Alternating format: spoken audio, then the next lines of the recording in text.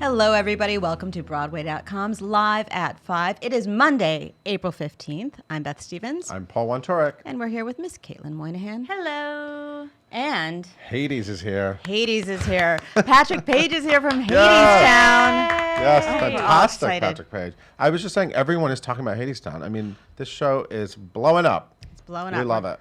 Can't wait to talk to him, but first, our top 5.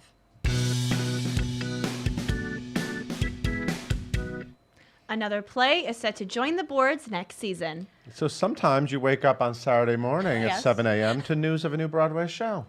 That's an exciting way That to start the happened to weekend. me on Saturday because we found out Who's Afraid of Virginia Woolf is coming back. The great producer, Scott Rudin, who has basically every other show on Broadway right now, is bringing back this Edward Albee classic by masterpiece. Edward Albee.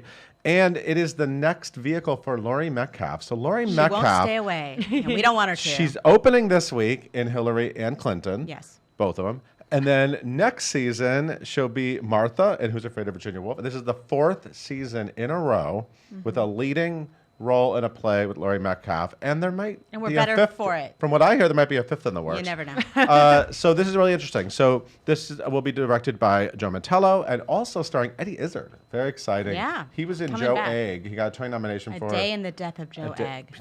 Insiders just call There we it Joe go. Egg. Okay, you're Beth. right. Also, Russell Tovey, who Was he was in A View from the Bridge, but then he did Angels in America in London, but then he didn't come to He was Joe Broadway Pitt with in it. London. And this is exciting. Patsy Farron, who just won an Olivier Award like a week and a half ago for Summer and Smoke, immediately booked her first Broadway job. So what's it about? It's about drinking.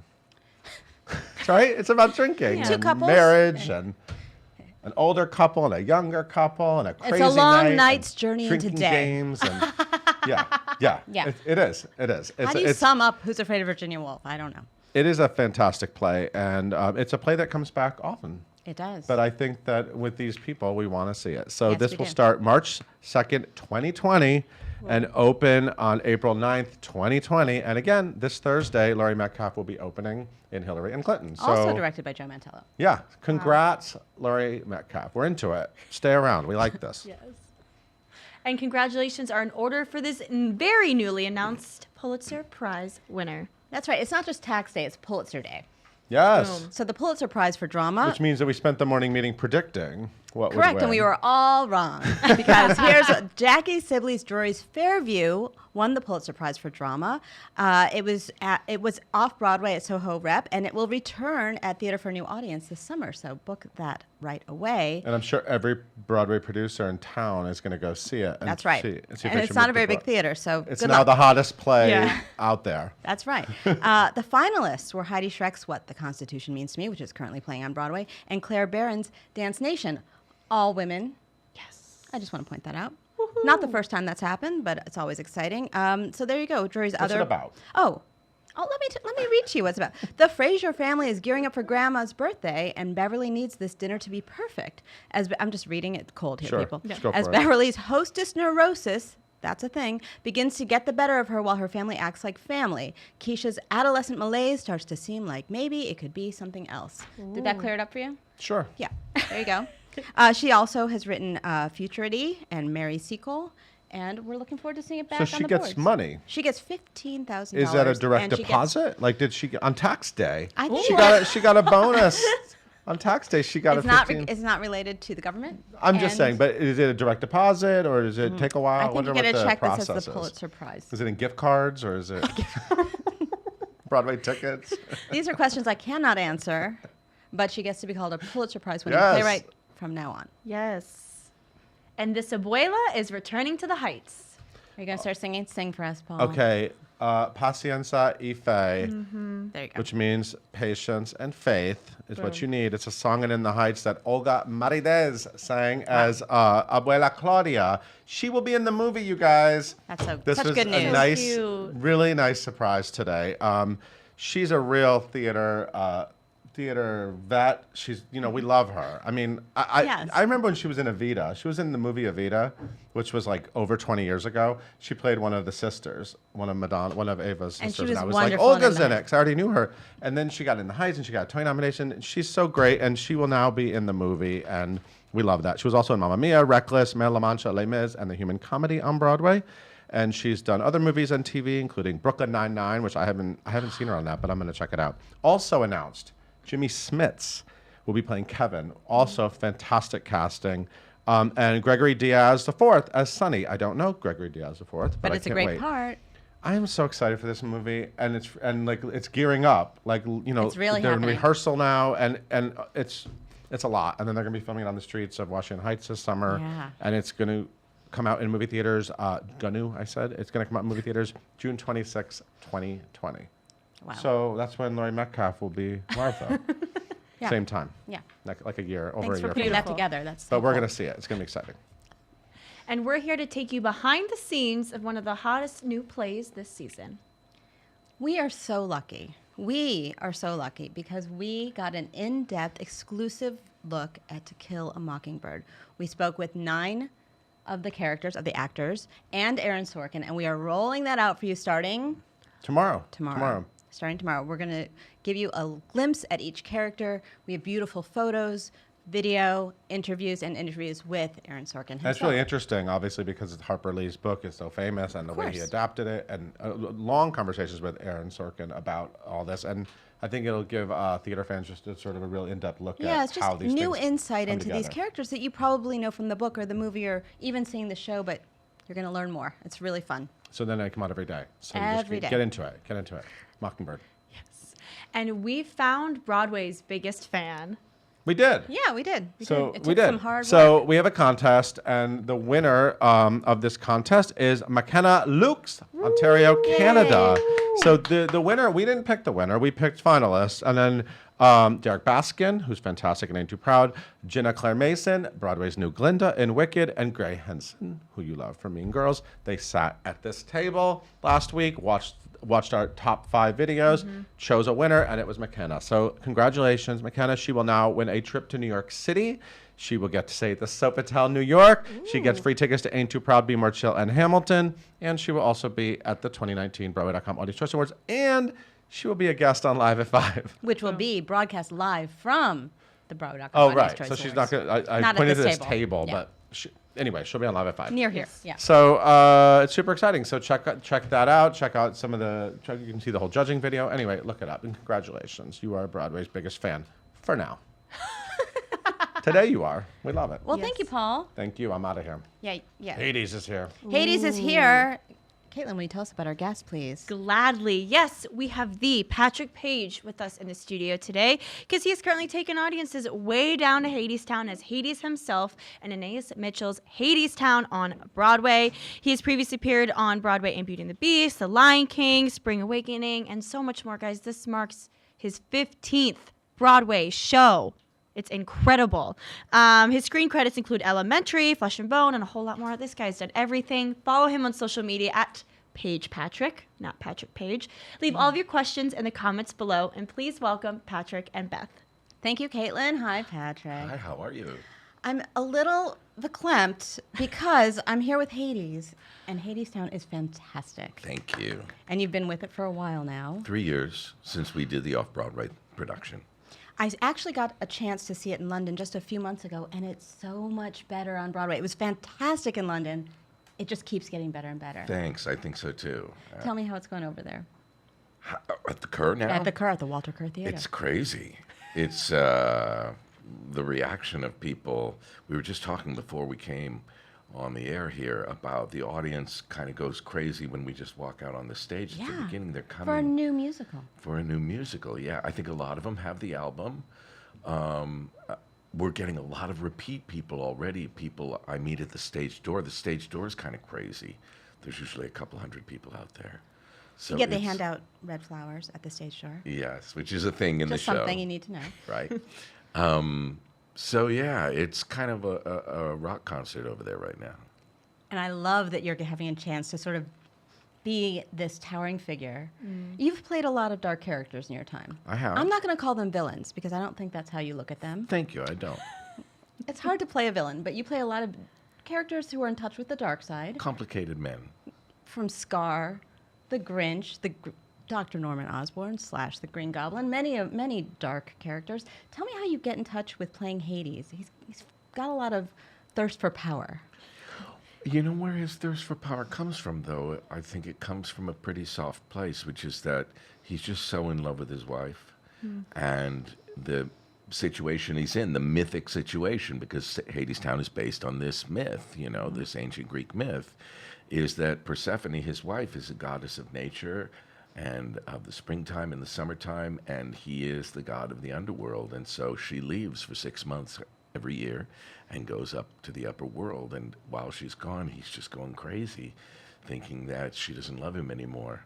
And so everything he does in terms of building walls, building factories, imprisoning people, getting more and more people to work for him, more and more people into his cult, as it were, is a way of trying to impress Persephone and bring her closer. And of course, that's not the way to do it, but Not the way to a woman's heart necessarily.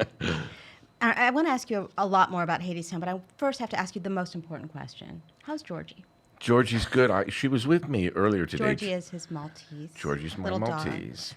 And for people who follow me on social media, they see she sometimes causes a little bit of havoc in my dressing room.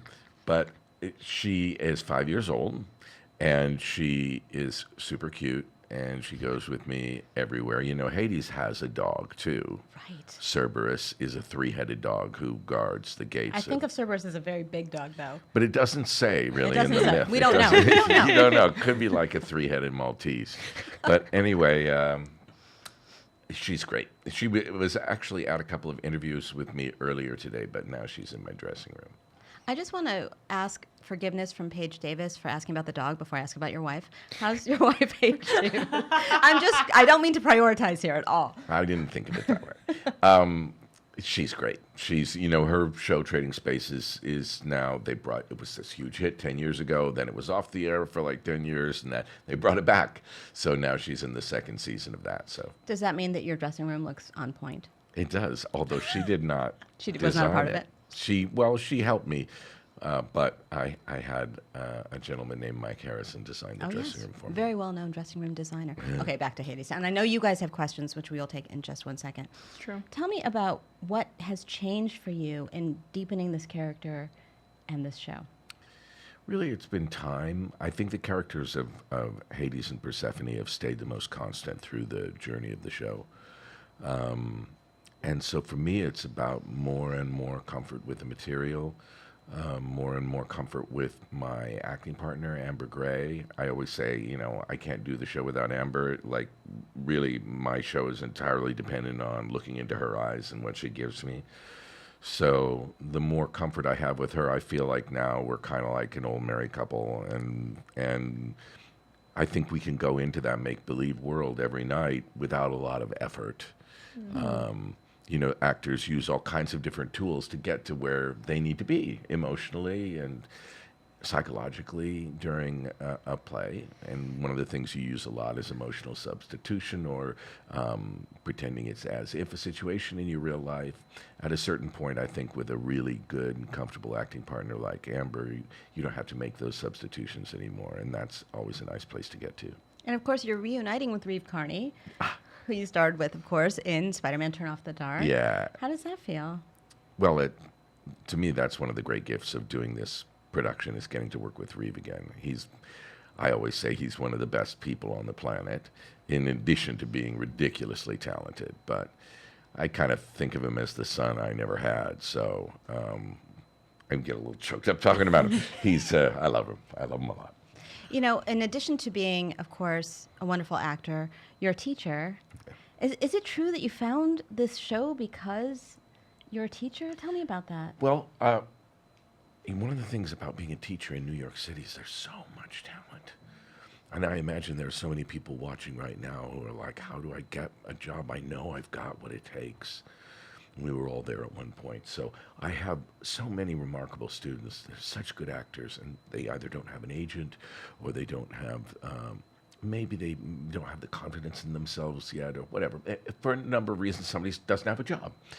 And so I'm constantly looking in the trades, in backstage and in playbill and At the casting calls. at the casting calls to see, oh, is there something for a student of mine? And I've been able to find some things, which has been rewarding. But one day I was looking through about 4 years ago, and it said, we're looking for Hades, king of the underworld, and maybe he's a true bass. And Let's talk about your voice. Hello. and you don't get to see that very often. And well, that was attractive, so I downloaded the album. Oh, and I saw it was directed by Rachel Chapkin. And I had Great just Comet. seen Great Comet. And little rule of thumb, if you're thinking about going into the business, people are always asking, like, what are your bucket list roles? I don't have bucket list roles so much. I have bucket list people I want to work with. And Rachel was one of them after I saw Great Comet. So I saw she was directing, so I downloaded the album, and the first 2 songs I heard were Hey Little Songbird and Why We Built the Wall. The Hades songs. Hades songs. And I was like, first of all, they're like nothing I'd ever heard before. First of all, no one can sing that deep but you. I'm pretty sure. Just one person in the world. And I was like, these are unlike anything I've ever heard. They're super weird, super cool, and they happen to be able to be something I can do. Yeah. So I called my agent, the wonderful Jim Wilhelm, and said, would you maybe make a phone call over to New York Theater Workshop and see if you could set up a meeting? And he did, and the rest is history. I love that. You've got such range, Patrick. You're a Shakespearean actor. He puts the Valentina in Casa Valentina. Just everything. Love it. We're going to take your questions, Caitlin. Yes. Okay. So, first questions first. Haley says, Patrick, you've been with the show since the beginning, exclamation point, which is true. What's it been like working with Rachel and Aeneas for 3 years and so many different iterations of Hadestown? What's the experience been like for you? Thank you. It's been really the great learning experience of my life as an artist, to really watch these 2 women in particular, but the rest of the creative team as well, but Aeneas and Rachel in particular, crafting this thing and letting it grow organically, knowing when something has been tried and said, no, that version didn't work. You know, I heard a writer once saying, and I don't remember which famous writer it was, but someone super famous like Faulkner or Hemingway or somebody was talking about writing and saying, you know, the key to writing is rewriting. It's not the draft, it's the many drafts. And this has been through so many drafts, and knowing when to say, aha, now I found it. Or no, I haven't found it yet. Let's go back a day or two. It was better 2 days ago.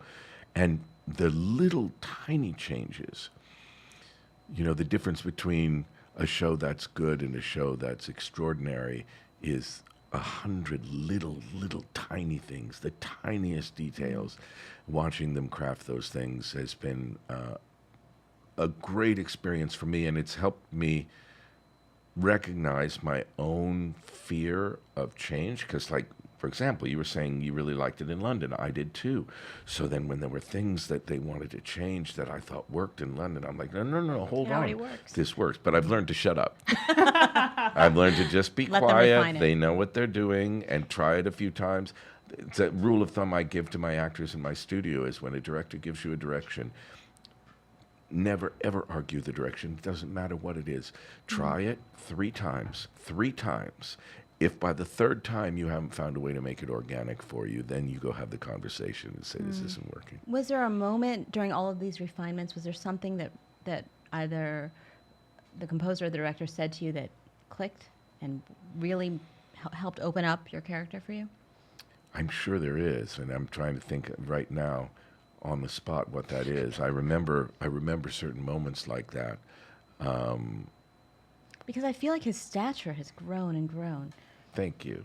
I feel like it's just been narrowing down on the essence of the character, which is that essentially although he is an autocrat and he is a CEO and he is a capitalist and all those things, that finally, essentially, because it's the whole piece is about the essential elements of things, and it's all pared down to the essential elements of each character, of each scenic unit, of each lighting cue. Essentially, he's a husband. essentially he's a man in love. And I think the deeper I've been able to understand that, the better it's gotten for me. I love that. Beautiful. So Sarah says, what makes you relate to your quote unquote dark characters and what draws you to them? Because as we said before, you've played quite a few. I think brokenness. I think dark people, we all have cracks in us, and maybe their cracks are just a little bigger. Or maybe they've tried to fill in their cracks a little too much. Maybe they're trying to hide their cracks from you. But I think the fact that, a person like, let's say, Scar in The Lion King, okay? Looks on, you could say, oh, he's a cartoon, he's this, that. But I never thought of him that way. I always thought of him as the guy who got, he's the older brother. And he got passed over. Yeah. And he got passed over even though he was, in his mind, smarter, just because the other guy was stronger. And so for me, I always knew where that scar came from. That scar came from the fight that I had with Mufasa. When Mufasa said, I'm just taking this from you because I'm bigger than you are. And so I never had a problem playing that character because I felt he was justified. And I think that's the way with anyone called a villain, is you find that way in, that's the justification to say, well, I would feel that way too. If my brother, simply because he was bigger and had better muscles, had taken away what was rightfully mine, I think I might do these things too. Yeah. Wow. Crazy. Can we just talk about, I know we got to go really soon, but you have such great physicality to your character, but also to your costume, to those snake skin boots, yes, and your tattoo, which we won't talk about because it's a little bit of a spoiler. Your rings, everything. Tell me a little bit about that. Well, thank you. That's Michael Krass, the designer, and one of the wonderful things about Michael is how closely he works with the actors. So, for me, the way a character looks is what I would call the mask of the character. And, in ancient Greece, in the original theater, in the original Western theater, the very first thing the actors did was sculpt their own mask. And the fact that that's slowly been sort of taken away from actors, I think, is lamentable. So I've always tried as much as I can to reclaim that. So I learned how to do makeup. My father was a makeup artist, taught me how to do makeup very well, so I always do my own makeup. And I try as much as possible to collaborate with the designer. I remember when I first went into Michael and we were doing New York Theater Workshop, I said, I think I only know two things about him. And one is, I think he has white hair. And the other is, I think he wears sunglasses. And Michael was like, okay, we're not going to do the white hair because I don't want to, I think Rachel didn't want to do it at the time. And also it was like, well, how do we do that? It's hard to bleach your hair. My hair is actually naturally dark, so it's hard to get it to look natural. But then we eventually did it for this production. But the other was the sunglasses came from, one of my first images was of Jim Jones, who was a cult leader, ran Jonestown in Guyana. And he always wore these dark sunglasses. And I used to think if that man were ever to take off his sunglasses, he'd just be an ordinary man. But he walks around day and night with these sunglasses on, which gives him a kind of power. And so we just came up with kind of those two images, the cowboy boots, which suggested that this was kind of an oil man, somebody who perhaps had. And then as he got more and more covered up as different productions and finally into a double-breasted suit where he was really covered up, we had some conversations where I said it's important that we still know he comes from those, from working class roots, and that's where the tattoos came from. I love it. Amazing. You guys, if you haven't seen Hadestown, you need to go see Hadestown at the Walter Kerr Theater. If you have seen Hadestown, you need to go back and see Hadestown. True. This is my pitch for you. Thank you for coming. Thank you. It's great to talk to you. I could talk to you all night long. Caitlin, will you take us on out? Yes. Thank you guys so much for tuning in. We are live at 5 every single day on Facebook. You can listen to us wherever you get your podcasts by searching for #live at 5 and hitting that subscribe button. Be sure to tune in tomorrow. We talk to Michaela Diamond of The Cher Show.